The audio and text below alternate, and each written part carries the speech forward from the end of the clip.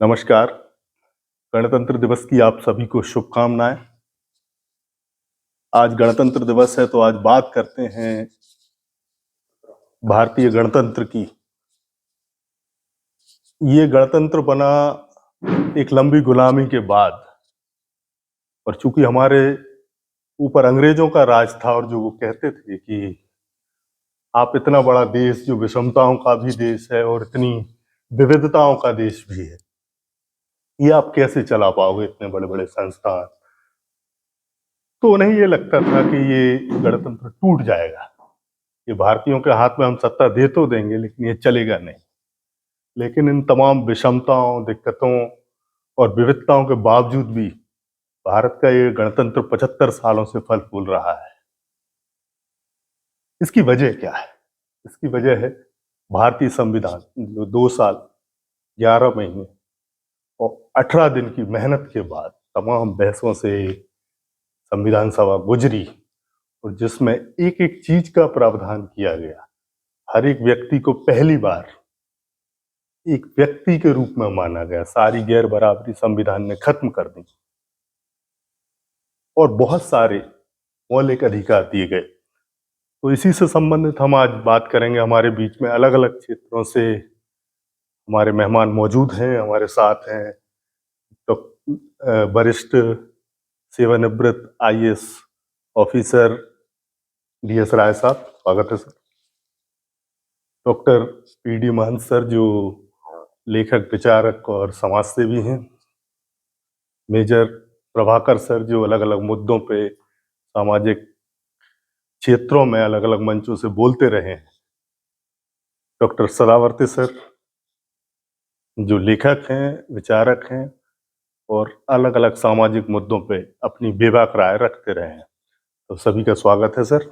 मेरा पहला सवाल जो DS राय सर से है कि सर, संविधान से देश चल रहा है लेकिन बहुत सारे लोग ये नहीं जानते कि संविधान में क्या प्रावधान है और संविधान है क्या चीज। तो सर, सबसे पहला तो मेरा सीधा सवाल ये है कि संविधान है क्या?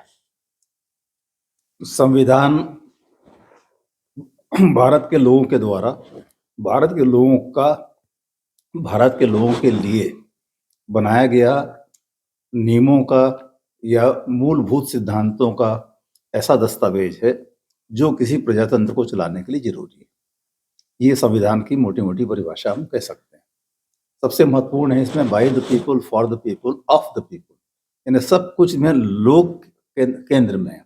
लोग, इसमें कोई वर्ग विशेष, कोई श्रेष्ठी वर्ग, ये केंद्र में नहीं है। सबका है संविधान और सबके लिए।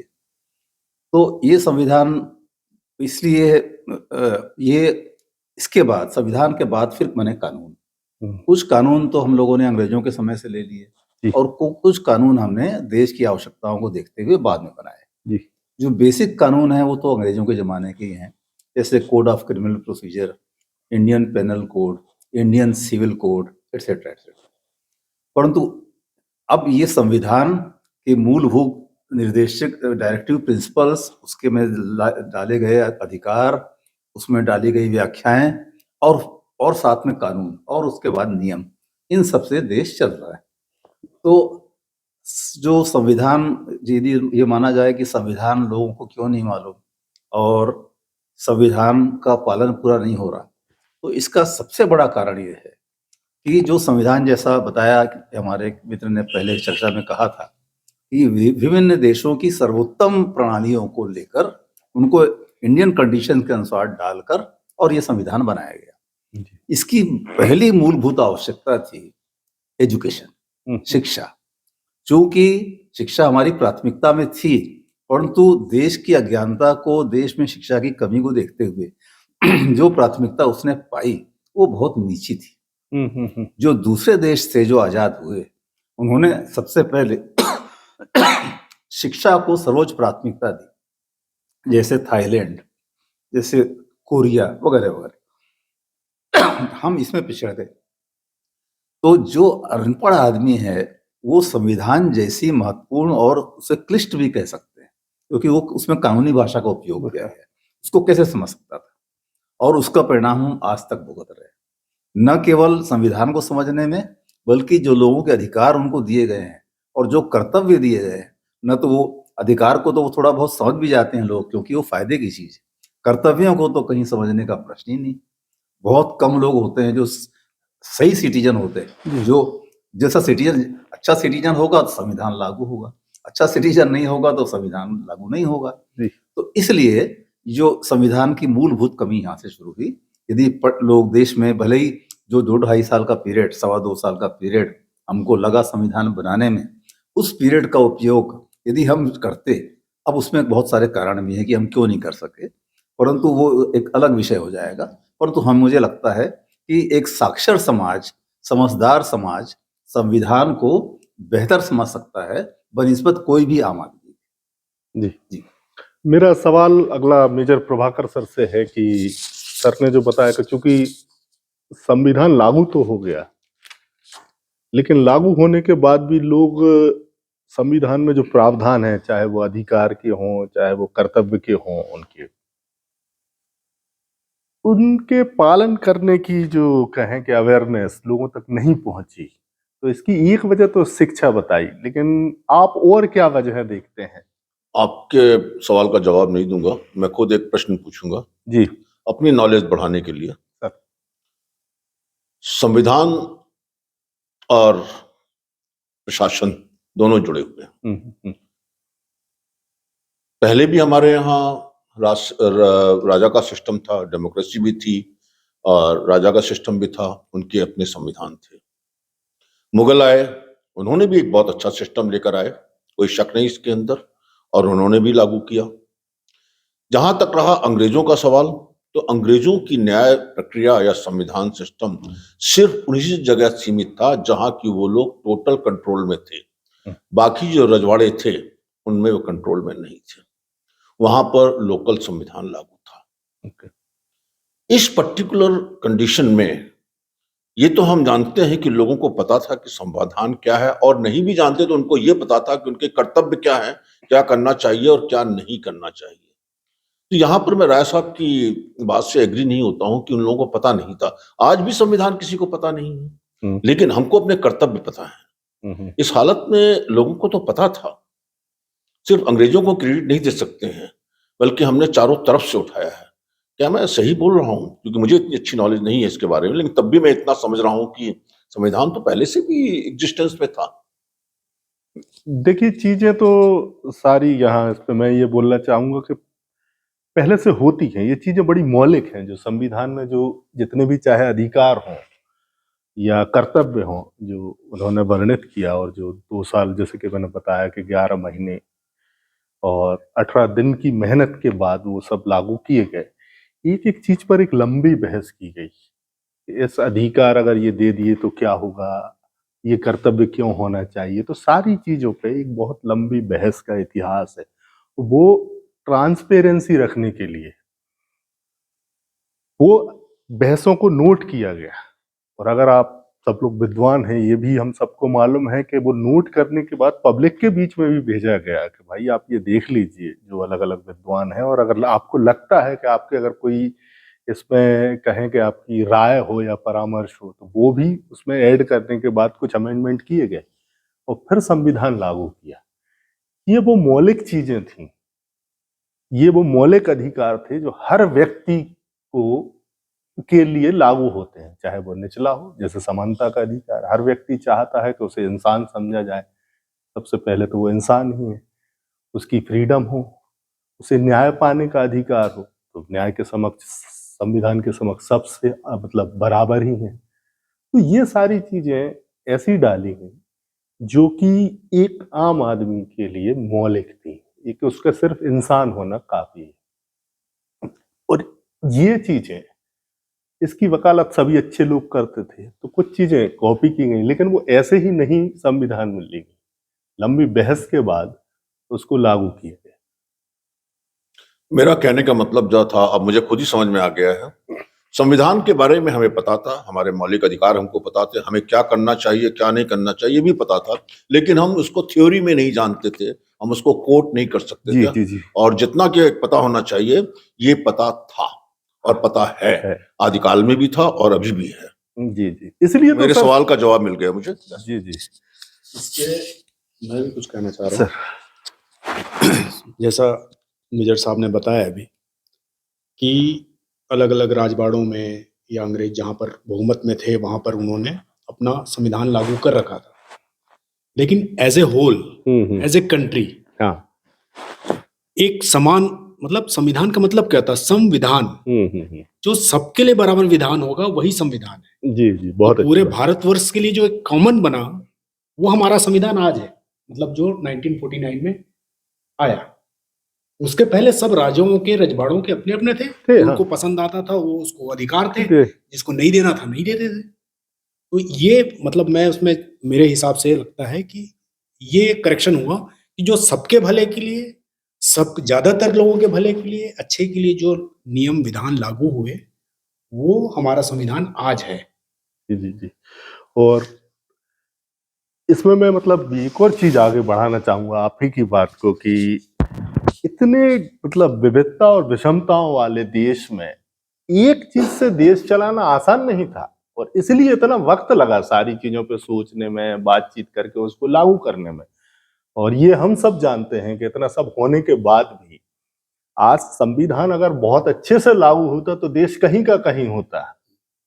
तो इस पर मैं डॉक्टर सदावर्ती सर से जानना चाहूंगा कि सर, एक तो सर का ही प्रश्न हम आगे बढ़ाते हैं कि जी, जो अधिकार या कहें कर्तव्य तो मालूम ही थे, और अलग अलग जो चाहे राजवाड़े हों या अलग अलग जो सिस्टम देश में रहे हैं।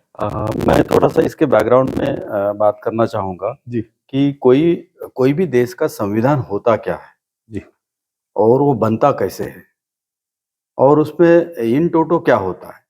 तो कोई भी देश का संविधान बनता है उस भूमि की आशा, अपेक्षा, नीड्स और आकांक्षा, इससे संविधान बनता है। संविधान कोई अकेला बंदा नहीं बन सकता है।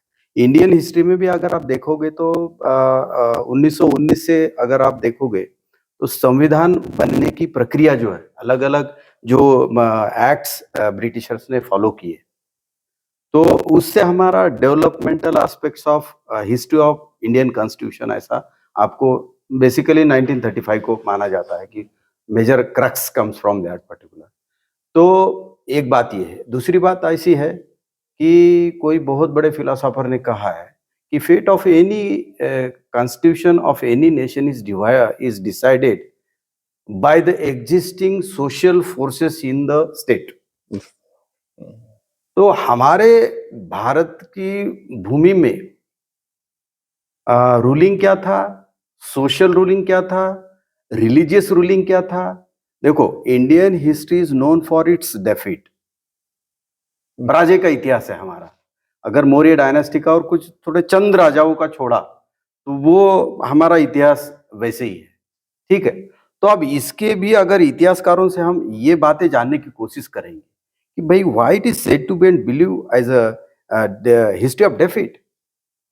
हम इतिहासकारों की माने तो 700 में वगैरह मोहम्मदियन लोगों का यहाँ पे आगमन शुरू हो गया, ठीक है। तो मुझे जो समझ में आता है कि सोशिएटल डिवीजन ही हमारे पराभूत रहने का, इंडियन डेफिट का कारण रहा है। Major productive masses they were deprived from the mainstream. जैसे मैं हमेशा बोलता हूं कि अगर आप ब्रिटिशर का रूलिंग तो रिसेंट रूलिंग है, उसके पहले मुगल रूलिंग रहा, ठीक है। Mughal ruling is prolong then britisher ruling. Reason being, आप अगर इन बिटवीन द लाइन समझने की कोशिश करोगे, यहाँ पे इलाइट क्लास बहुत कम 10 से 15% रहा है। 80 to 85% मासेस है वो डिप्राइव फ्रॉम द एजुकेशन, और जो हमारा सोशियो रिलीजियस रूलिंग था वो मनुस्मृति कहलाता है। भारतीय संविधान के पहले भारतीय भूमि में मनुस्मृति का रूलिंग था। संविधान वही माना जाता है, मनु को संविधान करता बताते हैं बाबा साहब के पहले, तो उसी का रूलिंग रहा सोशियो रिलीजियस। और जो रूलर्स ने, बाहर के रूलर्स ने सोशियो रिलीजियस रूलिंग को छेड़खानी करी है, उनको यहां से भागना पड़ा। तो ये तो आप आजादी के पहले का जो आप इतिहास बता रहे हैं, जो मैं समझ पा रहा हूँ कि बहुत सारे लोग जो भारत के बाहर के थे वो यहाँ आए और फिर उन्होंने अपने यहाँ नियम लागू किए। लेकिन जो आप कहना चाह रहे हैं मैं समझ पा रहा हूं कि संविधान ही एक ऐसा था जिन्होंने सारे लोगों को एड्रेस किया, उनके अधिकारों को एड्रेस किया, और ये एक प्रावधान किया कि जो अंतिम पंक्ति का व्यक्ति भी है उस तक जैसे मैं इसी का उत्तर देने की कोशिश करता हूँ। मोटा मोटा देखा जाए तो भारत के संविधान में क्या क्या है, फंडामेंटल राइट्स है, और उसकी जान, बाबा साहब कहते थे उसकी जान है article 32 which is said to be the soul of the Indian constitution. उसमें क्या है, तो मौलिक अधिकारों को किसी ने छीन लिया तो you can approach the supreme court, ये इसको बाबा साहब मानते हैं। और दूसरा मैं जो समझता हूँ डीपीएसपी जो directive principles of the state है, वो मुझे सबसे बड़ा लगता है, और उसमें ग्रेडेड जो इनइक्वालिटी है इंडियन हिस्ट्री में, उसको बेसिकली एड्रेस करने की कोशिश करी। और बाबा साहब को आर्किटेक्ट ऑफ इंडियन कॉन्स्टिट्यूशन बोलते हैं, उसका रीजन मैं जो समझने की कोशिश करता हूँ, देखो वहां जब कॉन्स्टिट्यूशन बन रहा था देश में, बहुत बहुत बड़े बड़े पिलर्स थे, बड़े बड़े स्टॉलवार्ड्स थे, गांधी जी थे इधर, नेहरू जी थे उधर, पटेल साहब थे, और भी बहुत सारी फोर्सेस थी। तो सबको सुनना, सबको एड्रेस करना, और फिर बाबा साहब कैसे क्वालिफाई है, तो बाबा साहब ने एक कॉन्स्टिट्यूंट असेंबली के सामने एक स्पीच दी थी, इतनी मतलब इतनी लर्नेड स्पीच थी। तो कुछ लोग कन्फेस किए बाद में कि हमें ये बोला गया था कि बाबा साहब की स्पीच को फ्लॉप करना है, और हम उठ के तालियां बजाने लगे। तो he was sort of learned fellow. तो बाबा साहब ने एक्सट्रीम्स ऑफ डाइवर्सिटी कंसीव करी और उसको सक्सेसफुली डिलीवर करने की कोशिश की। अब कोशिश, एक इंडियन कॉन्स्टिट्यूशन कॉन्स्टिट्यूशन मेकर की क्वालिटीज क्या, he has to be a champion of the law, he has to be economically expert, he has to be a highly versed with the history of the state। तो ये सारी खूबियां जो थी वो बाबा साहब के अंदर थी, इसलिए वो सबको एब्सॉर्ब करके, आप कॉन्स्टिट्यूशनल डिबेट्स के वॉल्यूम देखो, 13 वॉल्यूम, उसमें सारा कितना डिबेट हुआ है, कौन सी डिलीवरी में कितना ये आया। तो भारत देश की आगे मार्चिंग की जरूरतें कैसी थी, addressing the diversities. You know that this state was a provincial states, हर राजा अपना अपना राज्य चाहता था, हर रिलीजन अपना अपना ऑटोक्रेसी चाहता था। आपको हैदराबाद स्टेट का ऑपरेशन मालूम है, आपको नॉर्थ ईस्ट का ऑपरेशन मालूम है, सारे लोगों का इतना डाइवर्सिटी था।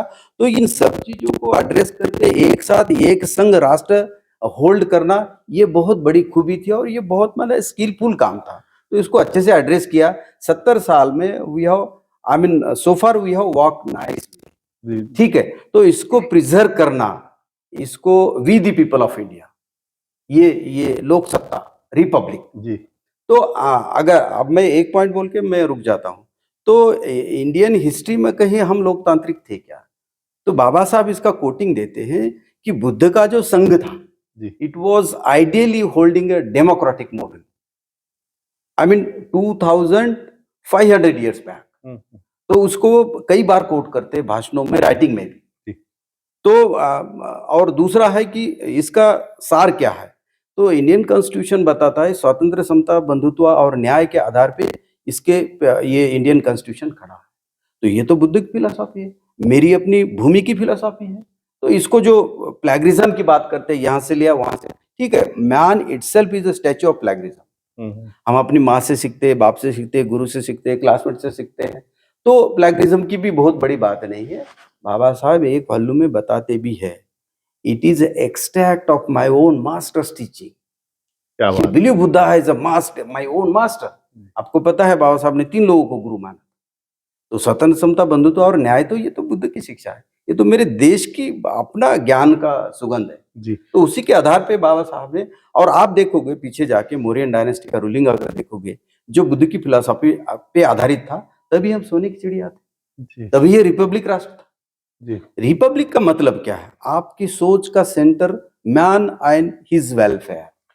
यहाँ जो आपकी बातचीत से मैं शायद थोड़ा सा कंक्लूड ये कर पा रहा हूँ कि एक तो ज्ञान की ताकत इतनी होती है, जो बाबा साहब अम्बेडकर की जो आपने बात कही कि उस समय जब जातिवाद इतने चरम पे रहा और सारी चीजें थी, लेकिन देश बनाने वालों ने इन सब सारी चीजों को दरकिनार करके और बाबा साहब को एक तो लाया गया, लाने के बाद फिर चूंकि उनकी जो बोले कि बौद्धिक जो ताकत इतनी सशक्त थी कि उन्होंने सारे वो लोग जो एक भाषण की जो आप जिक्र करते हैं उनको वो कन्विंस कर पाए कि नहीं, ये जो है ये एक आगे जो कहें संविधान के निर्माण में या जो देश हम बनाने जा रहे हैं उसके निर्माण में ये व्यक्ति अहम भूमिका निभा सकता है।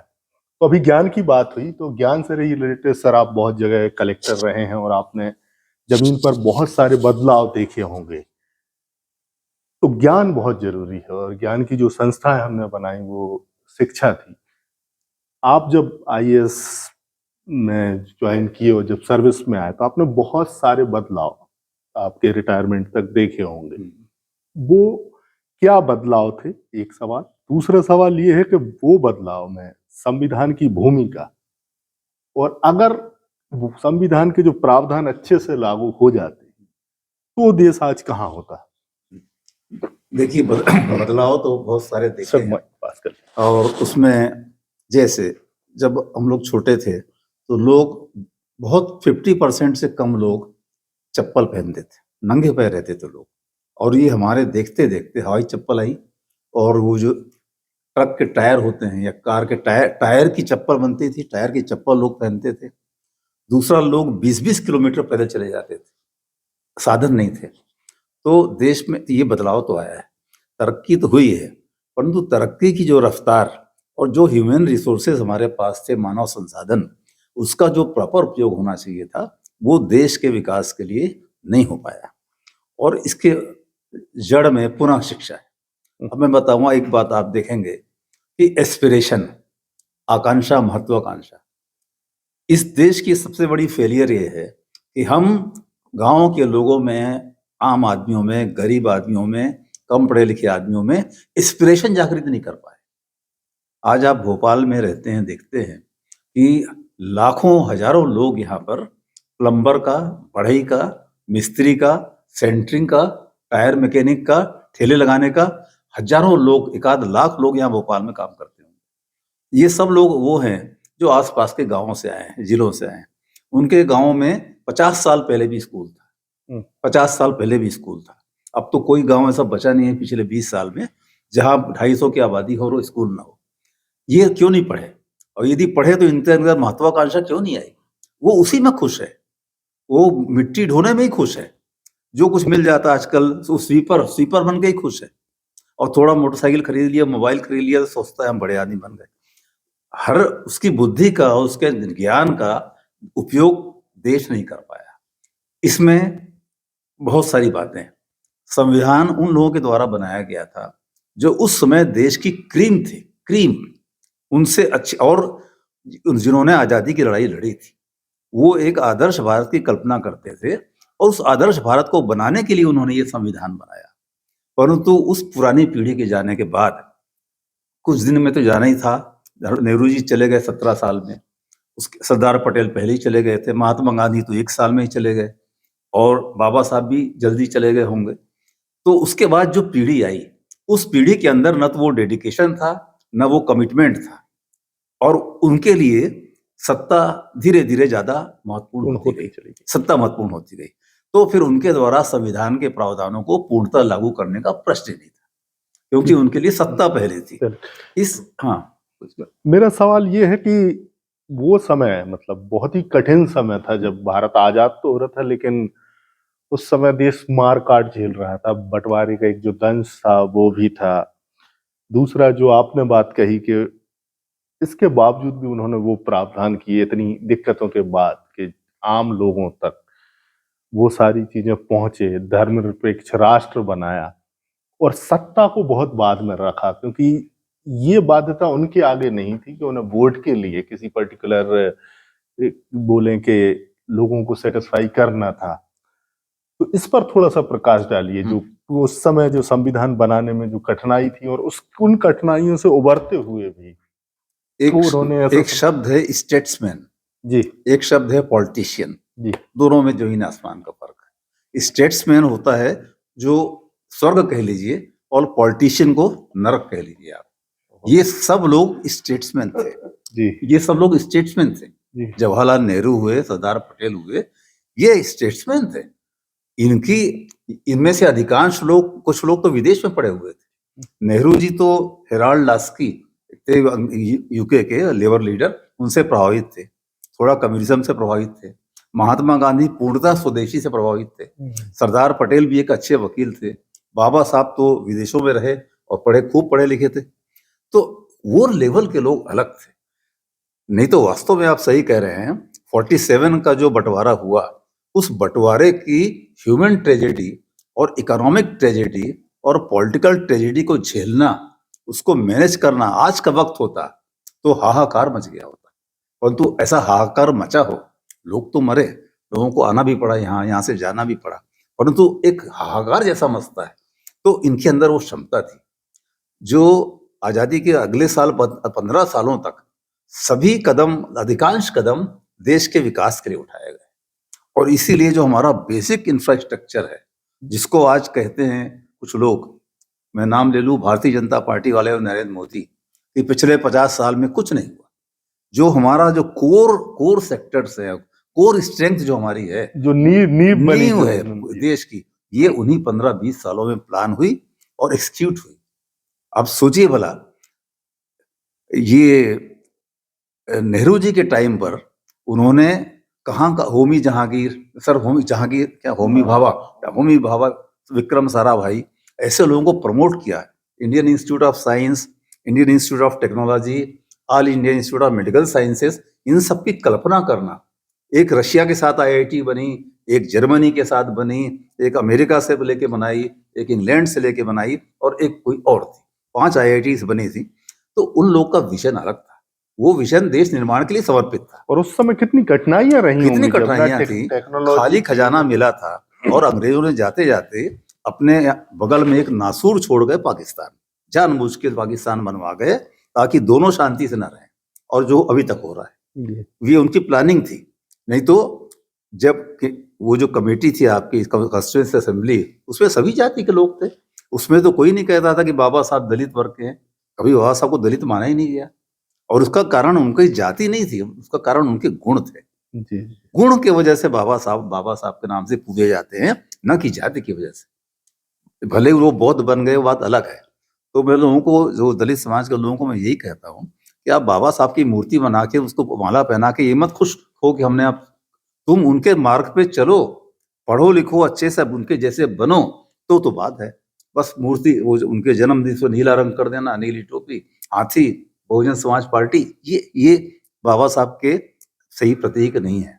सही प्रतीक उनके जैसा बनने की कोशिश करना है। तो बदलाव मैंने बहुत सारे देखे, और उन बदलावों में परंतु कुछ बदलाव पूरे नहीं हो पाए। एक कारण तो मैंने बताया, सत्ता की भूख, और दूसरा कारण था आर्थिक संसाधनों की कमी। आप कुछ भी कहिए, जब अंग्रेज यहाँ से गए, अब मुझे अच्छे से याद है, हम लोग निब वाले पेन से स्याही में डुबा के पढ़ते थे, और वो निब यहाँ नहीं बनती थी, वो निब बाहर से आती थी, इंग्लैंड से। ये अलपिन नहीं बनते थे, सेफ्टी पिन नहीं बनते थे, यहाँ पर कुछ भी नहीं बनता था। कुछ कपड़े वपड़े बनते थे भारत में पहले, अंग्रेजों ने उसको भी धीरे धीरे, जो स्वदेशी आंदोलन चला था, इसीलिए चला था कि वो अपने विदेशी कपड़े लाते थे वहाँ ब्रिटेन से, इसको पहनो। जबकि अपने यहाँ का जो करघा उद्योग था या कपड़ा बनाने का उद्योग था, वो अनोखा था। बंगाल की साड़ियाँ, बिहार की साड़ियाँ, महेश्वरी, बनारसी, कांजीवरम। तो ऐसे स्थिति में आर्थिक संसाधनों की कमी थी। दूसरा, हम लोगों ने डेमोक्रेसी के साथ जिया है, लोकतंत्र के साथ जिया है। लोकतंत्र में बहुत सारी बुराइयां हैं। जाति एक बहुत बड़ा आधार है, लालच बहुत बड़ा आधार है, धर्म बहुत बड़ा आधार है। तो उस डेमोक्रेसी या प्रजातंत्र को जीवित रखते हुए और विकास करना, ये वास्तव में एक चैलेंज था। उसको हमने पहले 20-25 साल तो बड़े सफलतापूर्वक पूरा किया। उसके बाद भी इंदिरा जी के समय भी ठीक ठाक रहा, थोड़ा सा उनसे एबरेशन था उनके अंदर, वो अलग बात है।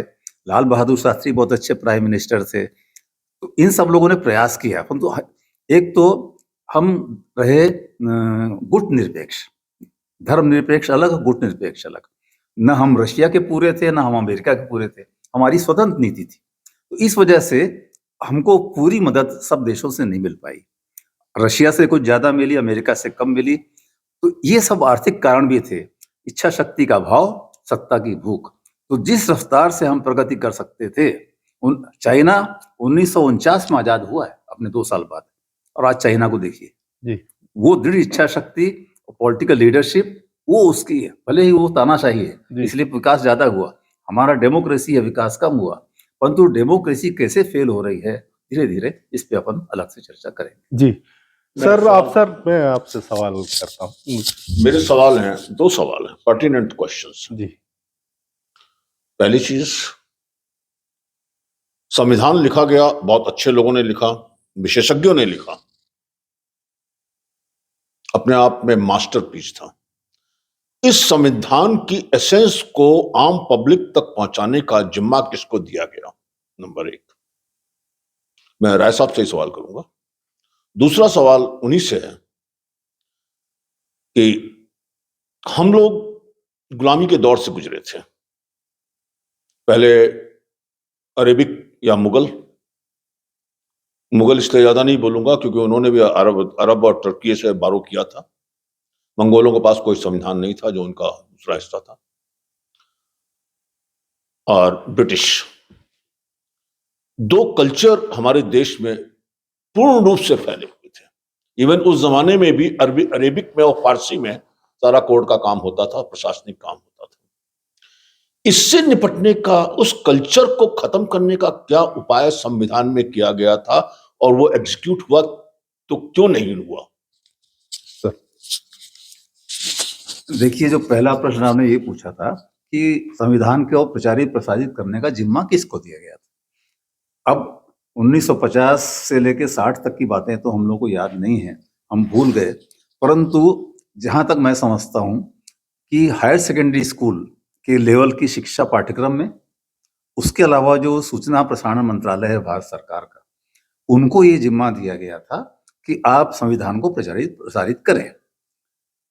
दिक्कत इस बात की है कि जो व्यक्ति गांव में स्कूल रहने के बाद भी नहीं पढ़ा, और जो उसमें 40% गरीबी रेखा के नीचे हैं, जिनके पास जमीन नहीं है, जिनके पास जीवित रहना ही सबसे मुख्य कर्तव्य है, मैं जिंदा कैसे रहूं, खाऊं कैसे, सोऊं कहाँ, वही सबसे बड़ी वो सबसे बड़ी चुनौती। चुनौती और जंग थी उसकी। वो आज भी है, आज भी है। 80 करोड़ लोग आज हाँ, फ्री राशन हाँ, पर डिपेंड तो है। ऐसी परिस्थिति में कितना भी प्रचार प्रसार करते, अभी मैं एक बच्ची को पढ़ा रहा हूँ, वो 8वीं क्लास में है, उसका चैप्टर ही एक कॉन्स्टिट्यूशन के ऊपर है, जी परंतु इंग्लिश मीडियम स्कूल की बात कर रहा हूँ, परंतु कुछ टीचर पढ़ाते हैं ढंग से, न पढ़ाते नहीं, और कुछ लड़की समझती नहीं। तो आज भी कॉन्स्टिट्यूशन, 8वीं क्लास की बच्ची को कॉन्स्टिट्यूशन के बारे में ज्यादा नहीं मालूम। मेरा कि आप फौज में रहे हैं और मैं भी रहा हूं, और हमने वो चीज देखी है जो सर्वधर्म समभाव वाली। सर्वधर्म स्थल होता है जहां पर एक चर्च भी होता है, उसी एक प्रीमाइसेस के अंदर एक मस्जिद भी होती है, मंदिर भी होता है, गुरुद्वारा भी होता है, और सारे लोग अपने धर्म को भूलकर वहां पर अपनी अपनी इबादत करते हैं, एक दूसरे के धर्म का सम्मान करते हुए। पंथ निरपेक्षता संविधान की प्रस्तावना में है, इस पर आप क्या कहना चाहते हैं? ये मनोज, मैं इस सवाल के बारे में बाद में जवाब दूंगा। इससे पहले मैं एक सवाल, और मेरा उसका जवाब दे चुके हैं राय साहब, और उसमें मैं टिप्पणी करना चाहूंगा। जी टिप्पणी यह है कि संविधान में कैरेक्टर बिल्डिंग के ऊपर ध्यान नहीं दिया गया, जो कि बहुत जरूरी था।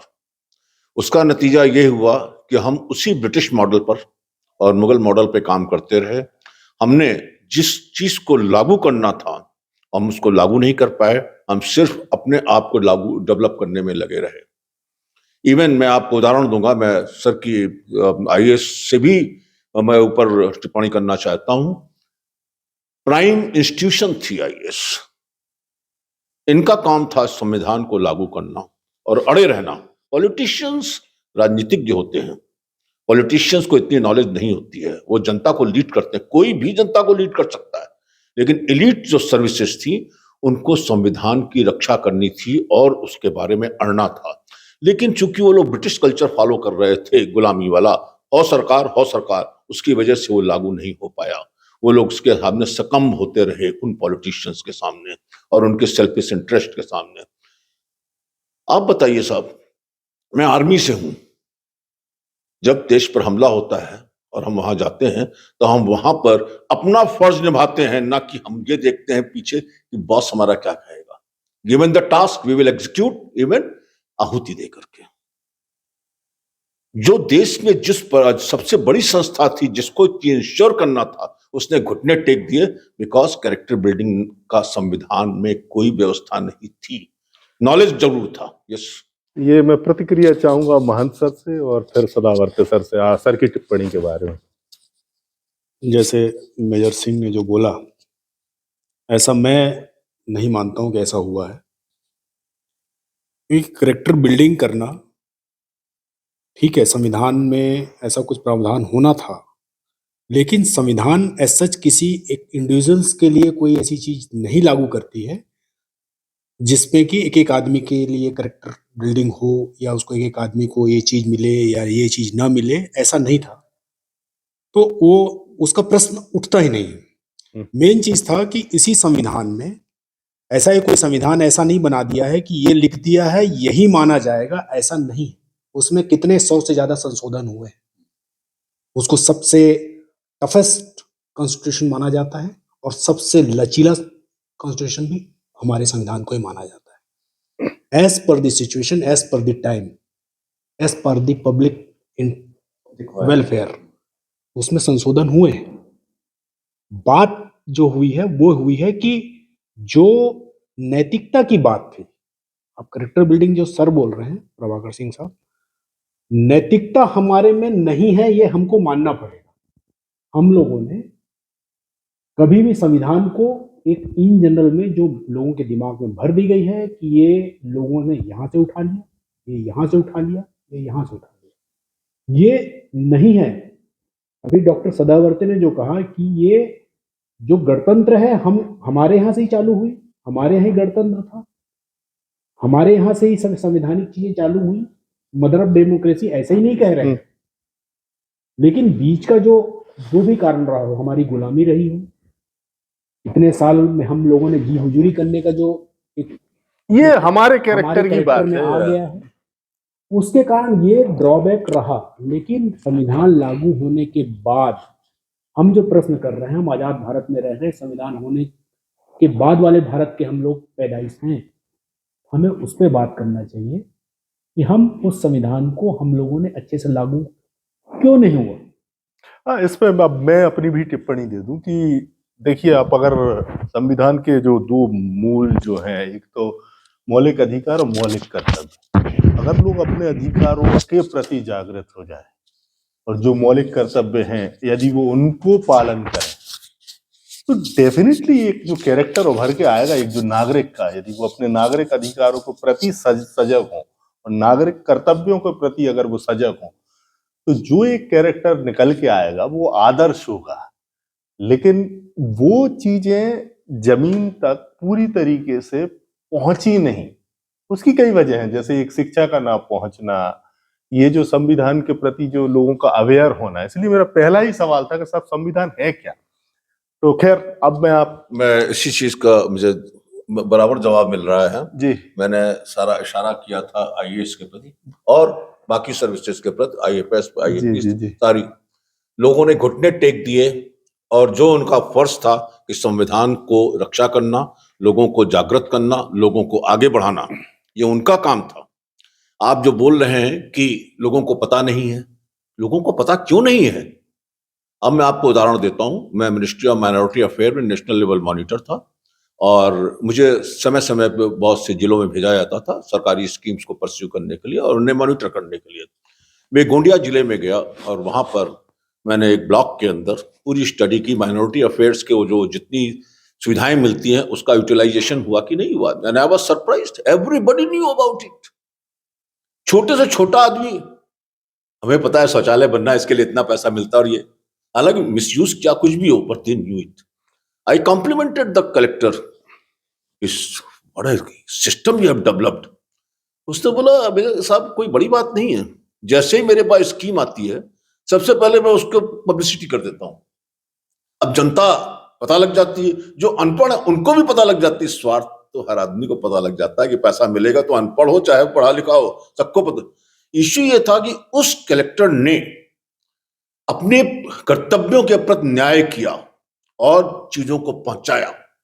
तो ये तो व्यक्तिगत एक दिक्कत मिनट है, सर, ये एक मिनट संविधान सर, की यस नहीं। व्यक्तिगत तो है। हाँ, ये मैं इसीलिए बोल रहा हूं कि मोरल अगर करेक्टर डेवलप किया गया होता और इसका संविधान में इसके लिए प्रोविजन किया गया होता तो आज शायद उस जैसे कलेक्टर या उस जैसे सुपरिटेंडेंट ऑफ पुलिस या उस जैसे एजुकेशन ऑफिसर जनता को कर देते, लेकिन किया नहीं गया क्योंकि उसका प्रोविजन नहीं था, सोचा ही नहीं गया। और नतीजा ये कि संविधान के बारे में लोग जानते भी ज्यादा नहीं है। तो ये जो कहना राय साहब का था कि अनपढ़ लोग हैं, अशिक्षित लोग हैं, सबको पता होता है उनका भला किस चीज में है, सबको पता होता है कि मर्डर करने की सजा फांसी है, जी। सबको पता होता है, यहाँ लेकिन वहां पहुंचा सकते हैं प्लीज। सर अगर हम देखने जाए, जब इंडिया इंडिपेंडेंट हुआ था तो हमारे सामने अगर टॉप 2-3 चीजें अगर हमने देखी कि क्या प्रॉब्लम्स थे, number 1 was poverty, number 2 was illiteracy, number 3 was septate India, provinces में, अलग अलग स्टेट्स में, अलग अलग जातियों में। क्यों sir? I hope you will agree to this. एक बात है। दूसरा, आपने कैरेक्टर डेवलपमेंट का एक सवाल उठाया था, उसको मैं सर समझ जाएंगे। कॉन्स्टिट्यूशनलिज्म एक कंसेप्ट है और यूपीएससी में पढ़ाया जाता है कॉन्स्टिट्यूशनल मॉरलिटी। वो जो आप कैरेक्टर डेवलप की बात कर रहे हैं ना, that is constitutional morality. Sir देखिए क्या है कि कायदे से बदलाव बहुत कम आते हैं, बदलाव आते हैं सामाजिक रूल से, सोशल रूल से आते हैं। ये जो स्वतंत्र समता बंधुता जो है, देखो सर क्या है कि आपका कॉन्स्टिट्यूशन लो या रिपब्लिक लो, इसको चलने के लिए साफ सुथरी रोड चाहिए, वो समाज की रोड चाहिए। आपके अंदर इतने बड़े बड़े पहाड़ बन चुके हैं जातियों के। बाबा साहब ने उसी कॉन्स्टिट्यूंट असेंबली में बोला था कि we are heading the different war groups, probably I am also one captain of one war group. ये कास्ट को इस तरह से बोला था उन्होंने। सर इस पे 1700-1800 साल कास्ट इंस्टीट्यूशन पे काम हुआ है, इसको दैवत्व दिया गया है। तो ये सेप्टेड इंडिया को होमोजीनियस इंडिया बनाए बगैर आपके डेमोक्रेसी की गाड़ी चलना बहुत कठिन है, राइट? और ये एक बात ये हो गई। दूसरी बात ये हो गई कि कॉन्स्टिट्यूशन हो या रिपब्लिक हो, आपका rule of law and equality before law, दो चीजें soul of the ruling dispensation. सम्राट अशोक की मेजर पिलर 4 में लिखा है इक्वालिटी बिफोर लॉ। मतलब मैं जो आपको ये बता रहा हूं कि इसी सॉइल की देन है आपका इंडियन कॉन्स्टिट्यूशन का जो एब्स्ट्रैक्ट है, तो it comes from Buddhas philosophy reflecting Mauryas ruling, right? और भारत एडमिनिस्ट्रेटिव यूनिफिकेशन भारत का 2 टाइम में रहा है। वन वाज सम्राट Ashok and next was Britishers. Administrative unification sir ये जो देखो, एक जगह नीचे नहीं था बस, बाकी it was larger than present India. नहीं, largest administrative unification and largest ruling was with Samrat Ashoka. आप हिस्ट्री में जाके देखिए, यू कैन वेरीफाई इट। तो वो ठीक है, वो सारी बातें ठीक है। सम्राट Ashok greatest emperor of the emperors कहा जाता है, जिसका इकोनॉमी अमर्त्य सेन ने बोला कि इनका जीडीपी 35.7 कुछ था। अमर्त्य सेन का कोटिंग मेरा नहीं है। GDP understood as your part of your state in the whole trading, global trading. तो जिसके देखो, इकोनॉमी जब अच्छी होती है, नीचे सोसाइटी और डिस्पेंशन अच्छा होना जरूरी है, उसके बगैर आपका नहीं हो सकता। तो हमें we have to work on the all this hurdles. Illiteracy still, कितना इलिटरेट है मैं अभी भी, भयंकर इलिटरेट है। why we don't why we don't see at the illiteracy, the caste problems, the religion problems? We have to work on that. और इसको मैं ऐसे भी कहता हूँ कि साक्षर होना अलग बात है, और एक जो समाज और जो विवेक समाज में जो जागरूक वही कंसेप्ट ऑफ फ्रैटर्निटी। आप देखिए जब बुद्धिज्म की फिलॉसफी पे काम हुआ है इंडिया में, India was one of the largest country. It was welfare state, actual welfare state, actual welfare. अभी इस पे फिर कितने साल हुए? मेरे बहुत सारे सवाल सर नहीं, let me quote. It was 800 to not less than 1000 years. This is not written in history itself. Sir, जब ब्रिटिशर ने आर्कियोलॉजिकल सर्वे किया था, ब्रिटिशर ने, ये डॉक्यूमेंटेड है, प्रिंसेप कनिंगम, ये लोग जो थे आर्कियोलॉजी वाले, इनने लिखा था 37,000 places where they were dig out and they found that archaeological evidences of Buddha statues and the Maurya dynasty. उसके बाद they declared that archaeologically this India belongs to Buddha. तो ये नस नस में जाके बैठा है। एक सवाल करूंगा। हाँ, माइक ले लीजिए। अशोक की डेथ के बाद तकरीबन 50 से 100 साल के बाद भारत देश में जो एनार्की हुई है, जो खुलेआम कत्लेआम हुए थे, वो ब्रदरत का बता रहे हैं। मैं इसकी बात कर रहा हूँ, पुष्पमित्र सिंह की बात कर रहा हूँ, ब्राह्मणिज्म की बात कर रहा हूँ, खुलेआम जो किया था, वहां पर आपका 700 से 800 साल सटीक नहीं बैठता है। यस, गुप्त साम्राज्य, निश्चित रूप से मौर्य साम्राज्य, ये तकरीबन 300 से 400 साल के बीच में ही थे, इससे ज्यादा नहीं रहे। That is what my contention is. थोड़े विषयांतर हो रहे हैं क्योंकि हम इतिहास में चले गए हैं और बात भारतीय गणतंत्र पर है और उनके जी, तो अब मैं वो सवाल चूंकि बहुत पहले हुआ था सर, एक ही लाइन बोल के मैं खत्म जी करता हूं। जी Sir, there was coexistence of Buddhist philosophy and Buddhist rajas, kings. ठीक है, आप जो ये चाइनी ट्रैवलर्स आए हैं, इनका, हाँ, इनका आप, he was around 700 years something, no, AD 700। और सर, इतिहासकारों ने बुद्धिज्म का इन्फ्लुएंस भारत भूमि पे 1000 से 1200 साल में खत्म हुआ ऐसे लिखा है। वो चीज नहीं रही। नहीं, टोटल इन्फ्लुएंस की बात नहीं कर रहा हूँ मैं। हाँ, पैरेलली। 700 BC माइक ले लीजिए सर। Yes, is around 1400। नहीं, ठीक है, हम इतिहासकार नहीं ना, आप है ना, मैं थोड़ा सा क्योंकि सवाल का जवाब दूंगा। विषयांतर काफी, और सवाल जो मेरा था वो बहुत पहले चला गया, तो मैं सवाल फिर रिपीट कर रहा हूँ कि आप सेना में बहुत लंबे समय का एक अनुभव है और मैं भी रहा हूँ चूंकि भारतीय सेना में। वहां एक जगह होती है जो सर्वधर्म स्थल कहलाता है। तो जो सर ने बात कही सर्वधर्म समभाव की, कि हम सभी धर्मों का सम्मान करते हैं, वो इबादत की एक ऐसी जगह है, पूजा पाठ की एक ऐसी जगह है जहां हिंदू भी, मुस्लिम, सिख और ईसाई सारे लोग एक जगह जाकर वहां पूजा करते हैं और एक दूसरे के धर्मों का सम्मान करते हैं। यही भावना डाली गई थी संविधान की प्रस्तावना में, जहां पंथ निरपेक्ष शब्द का भी उपयोग हुआ है। इस पर आप क्या कहना चाहेंगे? सबसे पहले मैं धर्म की उत्पत्ति के बारे में बताना चाहूंगा। थोड़े से स्टेटमेंट शॉर्ट रखिए। बहुत छोटे में बताऊंगा। धर्म की उत्पत्ति जी लोगों को कंट्रोल करने के लिए की गई थी, एक डिसिप्लिन लागू करने के लिए की गई थी, क्योंकि प्रशासन तंत्र पहुंच नहीं सकता था हर इंसान तक। तो उन्होंने धार्मिक गुरुओं को बोला कि आप इसका निर्माण करिए रूल्स रेगुलेशन का, और आप इसको इंश्योर करिए, जनता के दिल में बैठा दीजिए। और उसके साथ साथ भगवान की उत्पत्ति हुई कि भगवान मॉनिटर कर रहा है। ये कायदा चलता रहा, लेकिन ये कायदा हमेशा नहीं चल सकता। अब प्रशासन हर जगह पहुंच सकता है, तो धर्म एक ऐसी चीज नहीं रह जाती जिसको कि हम लोगों को कंट्रोल करने के लिए रखें। जी, धर्म का अब आध्यात्मिक महत्व रह गया है। आध्यात्मिक महत्व यह है कि धर्म को जो हम मानते हैं तो हमको शक्ति अपने आप आ जाती है। जी, सबसे बड़ी चीज यही है। हम किसी की भी वर्शिप कर सकते हैं। जब मेरे ऊपर बीतती है तो मैं चर्च भी जाता हूँ। जब मेरे बच्चे की तबीयत खराब होती है तो चर्च में जाके माथा टेकता हूँ, गुरुद्वारे में माथा टेकता हूँ, मुस्लिम के पास भी उसमें जाता हूँ, हिंदू हनुमान जी के सामने भी सिर रगड़ता हूँ जाकर के। वो आध्यात्मिक वैल्यू है। ये इसलिए नहीं है कि कोई जादू हो जाएगा, लेकिन जब धर्म के साथ जादू जोड़ देते हैं तब गड़बड़ हो जाता है। हमारे यहाँ फौज में धर्म एक आध्यात्मिक पहलू के तौर पर लिया जाता है। वहां पर हर आदमी को अपने धर्म को प्रैक्टिस करने की पूरी इजाजत है। और जहां तक रहा अधिकारियों का सवाल, अधिकारियों का कोई धर्म नहीं होता, उनका वही धर्म होता है जो जवानों का धर्म होता है। क्या बात है। तो वो जानते हैं, क्योंकि वो बहुत ही इलीट क्लास के हैं, कि धर्म की कोई वैल्यू नहीं है, धर्म अपना व्यक्तिगत चीज है। लेकिन जब यूनिट की बात आती है एक ग्रुप की, तो उन्हें अच्छी तरह से वो रहस्य पता है कि ग्रुप को कंट्रोल करने के लिए धर्म बहुत बड़ी चीज है जी।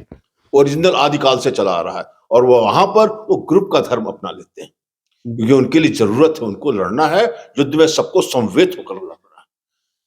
हमारे साथ इस का सबसे बड़ी समस्या हमारे देश में जो चल रही है और जो संविधान में मेंशन की गई है लेकिन फॉलो नहीं की गई। जी संविधान में धर्मनिरपेक्षता के बारे में बात की गई है, जी संविधान में धर्म के ऊपर जोर नहीं डाला गया है, जी धर्म को प्रैक्टिस करने की इजाजत दी गई है लेकिन धर्म को फोर्स नहीं किया गया है। जी और इन 70 सालों में, मैं टॉपिक पे वापस आ रहा हूं, 70 सालों में सबसे गलत चीज जो हुई है वो धर्म को संविधान से या मौलिक हितों से या मौलिक पावर अधिकारों से जोड़ा जा रहा है। ये गलत है, टोटली गलत है। अब मेरा सवाल सारे मेहमानों से होगा, वो ये है कि इसमें मैं एक लाइन जी जी प्लीज प्लीज, स्वागत है सर।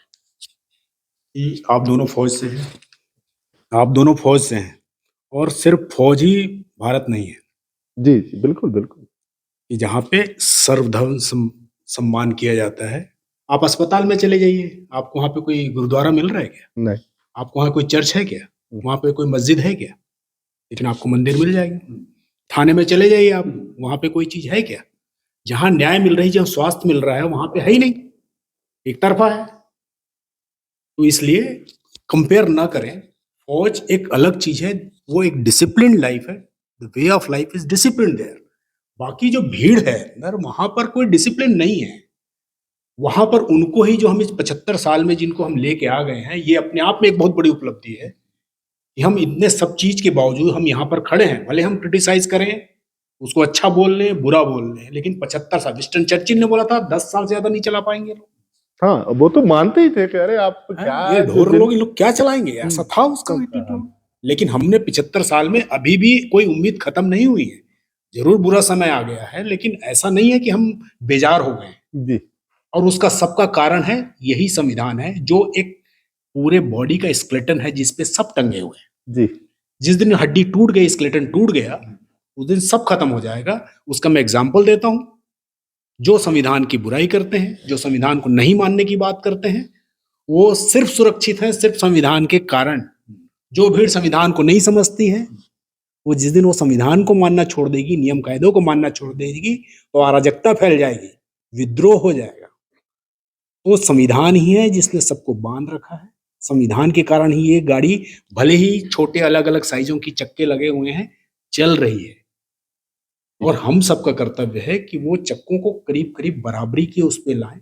जो रिलीजन के तौर पे मान लीजिए, कास्ट के तौर पे मान लीजिए, लिंग के तौर पे मान लीजिए, अगर वो चक्के बराबर कर ले गए हम, तो हमारा संविधान से अच्छा संविधान है ही नहीं। और इसमें है भी वर्णित कि भाई कोई व्यक्ति किसी भी धर्म, संप्रदाय, क्षेत्र, लिंग, भेद जो भी हो, वो भारतीय नागरिक है। भारत के संविधान के समक्ष वो केवल एक है, वो है नागरिक। और इसलिए उसकी सारी चीजें जो लागू होती हैं, चाहे वो अधिकार हो, चाहे वो कर्तव्य हो। सर के ही जो बात सर ने कही कि जो देश को जुड़ा हुआ है, या जो देश का वजूद है, या देश में जो व्यक्ति हैं उनका जो वजूद है, वो सिर्फ और सिर्फ संविधान की वजह से ही है। तो आप अपनी बात कर चुके। सर मैं जानना चाहता हूँ कि अगर संविधान ना हो तो क्या होगा देश में? जो डॉक्टर महेंद्र ने कहा, यदि संविधान न हो, पास में संविधान न हो तो पूरे देश में अराजकता मच जाएगी। जो पुरानी ताकतें देश को बंटवारे के लिए, पुराने बंटवारे के लिए जिम्मेदार थीं, धर्म, जाति, पैसा, गरीब और अमीर, इस सब अनपढ़ और पढ़े लिखे, वो हम वापिस 1000 साल पहले पहुंच जाएंगे, जहां पर कि जंगल राज था। यदि संविधान नहीं हुआ या एक तरफा संविधान हुआ, जैसा कि अब सोचा जा रहा है, अभी से संविधान को बचाना ये सब लोगों के लिए बहुत जरूरी है। लोग कोशिश कर रहे हैं, विपक्ष कोशिश कर रहा है, बौद्धिक लोग, इंटेलेक्चुअल्स कोशिश कर रहे हैं, परंतु एक लोहे की दीवार, जो तानाशाही की दीवार लगभग खड़ी हो गई है, उसके सामने ये सब प्रयास अभी तक तो विफल होते नजर आ रहे हैं। जिससे आशा थी सुप्रीम कोर्ट, अब सुप्रीम कोर्ट भी पिछले 2-3 महीनों से ढीला पड़ गया है, और जो उससे अपेक्षाएं थी, वो अपेक्षाएं खरी नहीं उतर रही। संविधान का न होना या खत्म हो जाना देश के लिए अब तक के इतिहास की सबसे दुर्भाग्यपूर्ण स्थिति। जी सदावर्त सर, अगर संविधान ना हो तो क्या होगा? सर, ये जैसे सभी लोगों ने अभी तक बताया कि संविधान ना हो तो सारा गड़बड़ मामला है। लॉलेसनेस इज देयर लॉ, बाबा साहब यूज्ड टू से। तो हम विसी अनार्की में चले जा सकते हैं, लेकिन आई बिलीव कि संविधान के लिए लड़ने वाले लोगों की संख्या कम है, लेकिन वैसा नहीं होगा। ओके। बच जाएगी डेमोक्रेसी और संविधान दोनों बच जाएंगे, और थोड़ी दिक्कत होगी, कठिनाई होगी, लेकिन संविधान चिरायु हो। हम उम्मीद करते हैं कि संविधान बचे, संविधान के मूल्य बचे और उनके जो प्रावधान है वो आगे भी लागू हों, और जो जैसे मजबूत नींव की हमने बात की थी वो नींव भी आगे, और जो जैसी नींव मजबूत थी ऐसे ही ये देश भी मजबूत हो। फाइनल सर, जो सेम सवाल मेरा आपसे भी है मेजर प्रभाकर सर से, कि इसको कंक्लूड करें कि अगर संविधान ना हो तो क्या हो। पहली बात तो सवाल ही नहीं होता, संविधान नहीं होगा। ये संविधान नहीं होगा तो दूसरा होगा, क्योंकि संविधान तो होता ही है जी या संविधान का मिसयूज होता है। संविधान के बिना ह्यूमंस को कंट्रोल नहीं कर सकते। जी कोई भी राजा होगा वो कंट्रोल करेगा निश्चित रूप से, वो तो होना ही है, लेकिन कौन होगा, किस तरह का होगा, क्या मिसयूज करेगा, वो नहीं कर सकते। अतः संविधान की रक्षा करना, जो कि ओरिजिनल बना है और वो वास्तव में द बेस्ट है, इसमें कोई शक नहीं है, उसकी रक्षा करना हमारा कर्तव्य है as a citizen, as a नागरिक। हमारी सबसे बड़ी प्रॉब्लम है भारत में कि हम लोग भारतीय नागरिक ही इसमें इंटरेस्ट नहीं लेते हैं। को हो राजा हमें कहानी, चेरी छाड़ना हो रानी, ये हमारा मूल मंत्र है। हमें कुछ नहीं, और जब हमें मौका मिलेगा तो हम सबसे पहले मिसयूज करेंगे। Character building like Japan, Germany, अब तो चाइना भी, they have developed a character for themselves. वो जब तक हम नहीं करेंगे तब तक हम संविधान के साथ न्याय नहीं कर पाएंगे। जी। तो आज संविधान पे हमने बात की, जो देश की आत्मा है। यकीन मानिए जिस दिन संविधान हट जाएगा या संविधान नहीं होगा तो ये देश मुर्दा होगा। सारी चीजें, जैसे कि हमारे मेहमानों ने कहा कि देश में केवल और केवल अराजकता होगी, कुछ ऐसे नियम आ जाएंगे। मैं और कुछ सबमिट करना चाहता हूँ, कुछ कहना चाहता हूँ। आज से करीब 15 साल 20 साल पहले जब हम कॉलेज में थे तो बैठते थे तो यही होता था कि यार देश को एक डिक्टेटर ही बहुत अच्छे से चला सकता है। जी ये दिमाग में चीजें आती हैं। हम एग्जाम्पल देते हैं कि चाइना डेवलप कर रहा है, वहां पर एक करेक्टर डेवलप हुआ, जापान ने ऐसा करा। हमारी जरूरतें हमारे देश के हिसाब से होती हैं। किसी देश दूसरे देश को, जो प्लेगरिज्म की बात हो रही है, ये करेक्टर भी प्लेगरिज्म होता है, तो ये हमारे यहाँ नहीं चलेगा। मेन चीज है कि जो कॉन्स्टिट्यूशनल जो इंटेलिजेंस है वो हमारे यहाँ कम है। ये जो संविधान को मानने वाले लोग हैं या जो न्यूट्रल लोग भी हैं, उनका दायित्व बनता है कि वो अपने आसपास के लोगों को बताएं। सिर्फ दो ही चीज बताएं, सिर्फ कॉन्स्टिट्यूशन की दो ही चीज बहुत मायने रखती हैं कि आपने अपने अधिकार तो जान लिए हैं, अपने कर्तव्य भी जान ले, और इस संविधान से ऊपर कोई नहीं है, चाहे वो कोई भी हो, उससे कोई ऊपर नहीं है जी। और संविधान जो है खत्म हो जाएगा या डर है, ऐसा नहीं है। चीजें ऐसी होती हैं कि दिखती रहती हैं और होती नहीं है। जी जी जी। वो स्थिति है आज की डेट में, अपन माने चाहे ना माने। अब संविधान है, लेकिन आप जब एक एक करके एक एक परत निकाल के देखेंगे तो अरे यहाँ भी नहीं माना, यहाँ भी नहीं माना, यहाँ भी नहीं माना, यहाँ भी नहीं माना, तो फिर कहाँ है संविधान? जी। तो हमें जागरूक करना पड़ेगा, लोगों को संविधान के प्रति जागरूक करना पड़ेगा। और जो संविधान के प्रोविजंस हैं, जो वही न्याय, बंधुता, स्वतंत्रता की, ये जब तीन चीजें नहीं रहेंगी तो कितना भी अच्छा संविधान हो, कितना भी ताकतवर देश हो, कितना भी अच्छा रूलर हो, नहीं संभाल सकता है। तो ये हम सबका कर्तव्य है। और जो आपका चैनल देख रहे हो, मैं उनसे भी कहता हूं कि वो जो अपने आसपास है उनको जागृत करें, संविधान को पढ़ें तो सही। लिखी हुई चीज बस नहीं है संविधान, जीवित संविधान है ये, जी जी। जो सांस ले रही है, जिसके कारण हम सांस ले पा रहे हैं। जी, तो संविधान ही है जिसकी वजह से हम सांस ले पा रहे हैं। ये भारतीय गणतंत्र सांस ले पा रहा है तमाम कमियों के बावजूद भी, जैसे कि आशंकाएं थीं और लोगों ने हम पर आरोप लगाया था कि ये गणतंत्र 10 साल नहीं चलेगा, इन सारी कमियों के बाद भी, सारी विषमताओं के बाद भी ये गणतंत्र फल फूल रहा है। और हम सब दुआ करेंगे कि ये देश, ये गणतंत्र जिसका नाम भारत है, वो आगे और फले फूले। तो हम इस तरह की जो बातचीत है आगे भी जारी रखेंगे अलग अलग मेहमानों के साथ, और हमारे साथ बने रहिए। आप सभी को एक बार फिर से गणतंत्र दिवस की बहुत बहुत शुभकामनाएं। जय हिंद,